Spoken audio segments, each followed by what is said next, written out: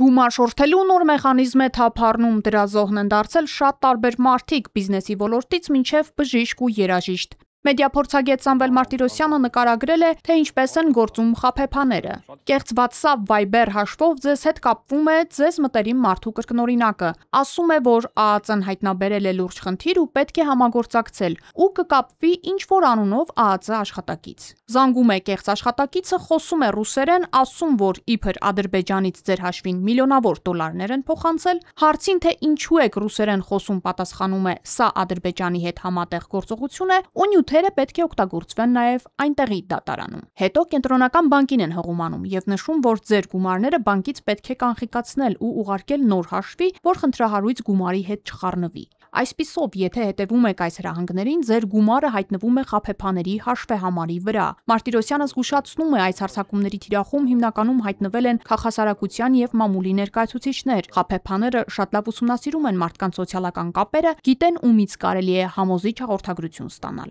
Եթե նման հաղորդագրություն կամ զանգ ստանաք, գումար մի փոխանցեք, մի տրամադրեք անձնական տվյալներ եւ անմիջապես կապի այլ տարբերակով կապվեք ձեր իրական ծանոթի կամ իրավապահ մարմինների հետ։